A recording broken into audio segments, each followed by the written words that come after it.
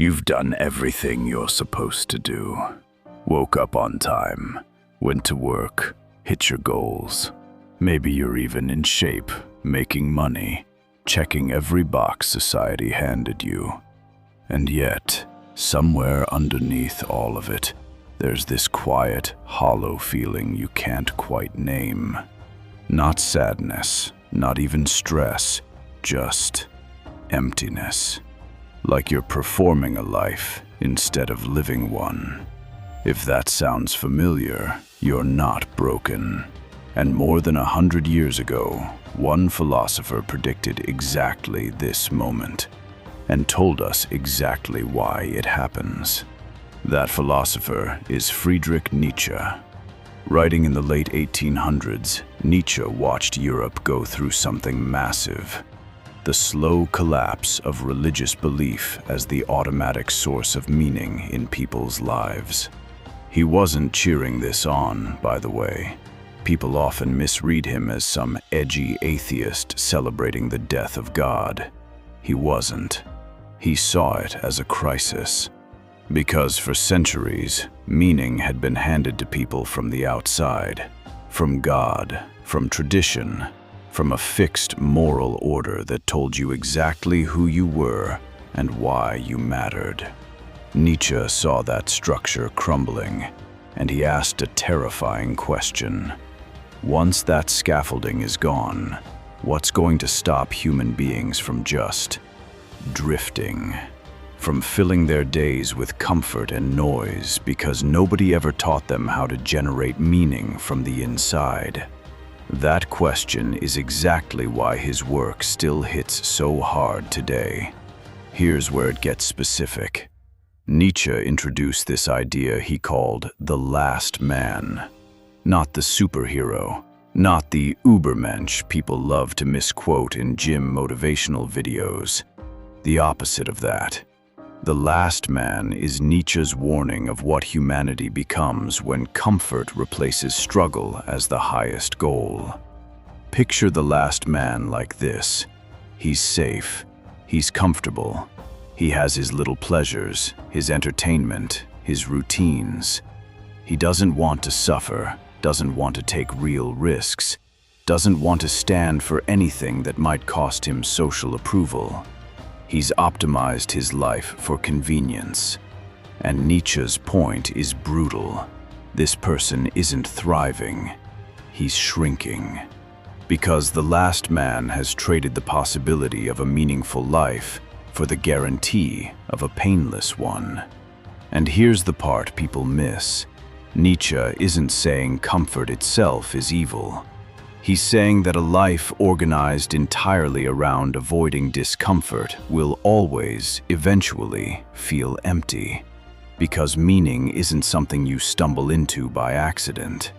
In Nietzsche's view, meaning is created. It's not sitting out there waiting to be discovered like a treasure. You generate it through struggle, through commitment to something difficult, through what he calls self-overcoming. Actively wrestling with your own weaknesses, your own limitations, and pushing past them. This is where his idea of the will to power comes in. And I want to be careful here because this phrase gets abused constantly online to justify being aggressive or dominating other people. That is not what Nietzsche meant.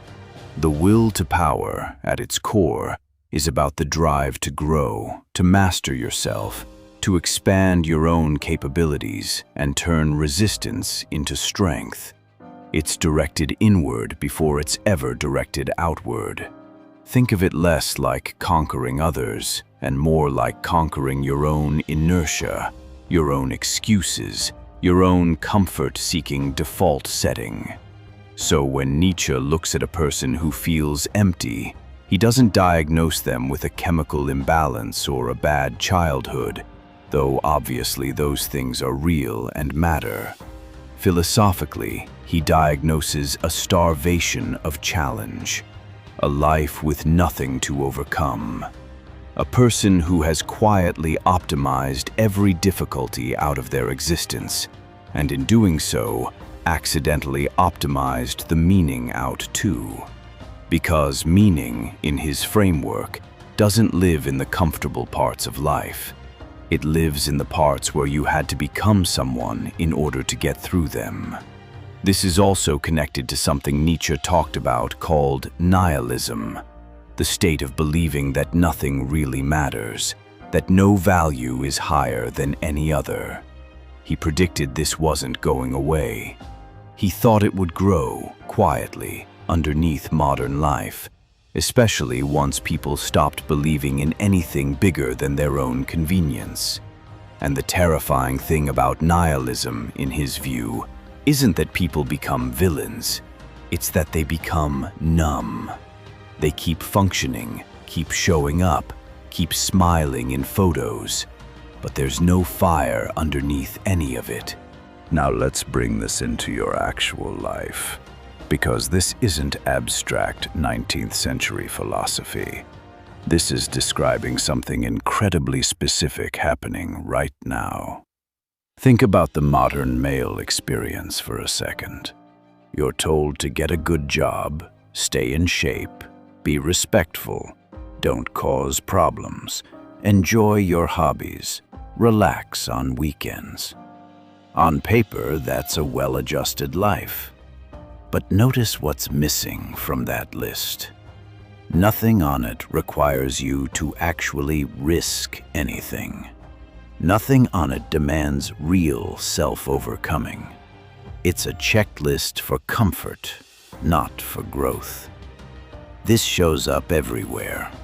It shows up in men who have stable jobs they don't care about because caring about it, actually trying to master it, would require risking failure. So it's safer to stay detached and coast. It shows up in relationships where a guy avoids real vulnerability or real commitment, not because he doesn't want connection, but because full investment means the risk of real loss. So he keeps one foot out the door and calls it being chill.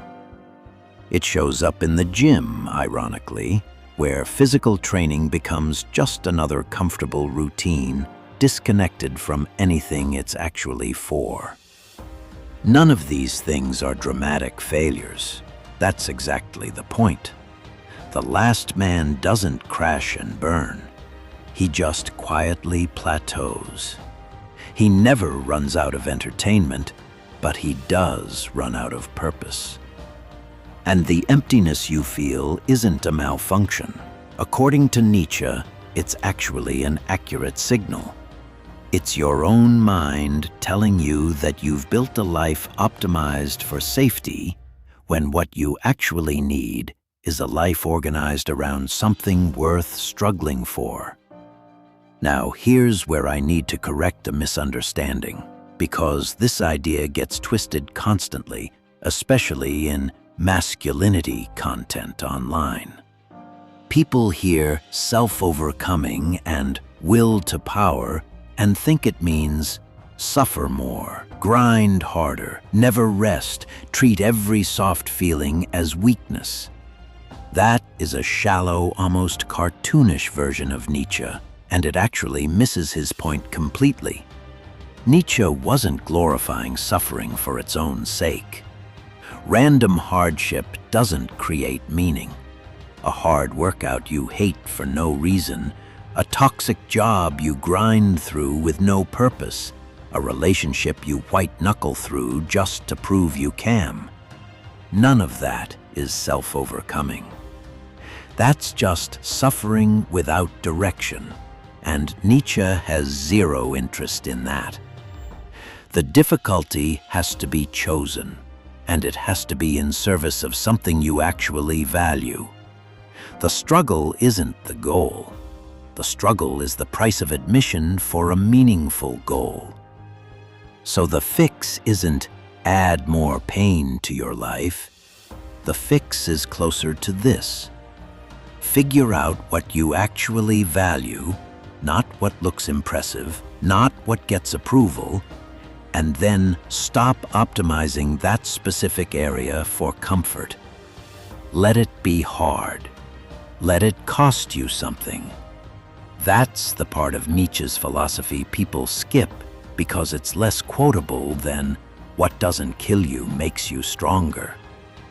Real self-overcoming requires you to know what you're overcoming yourself for. So if there's one sentence to take from all of this, it's this: emptiness isn't the absence of comfort.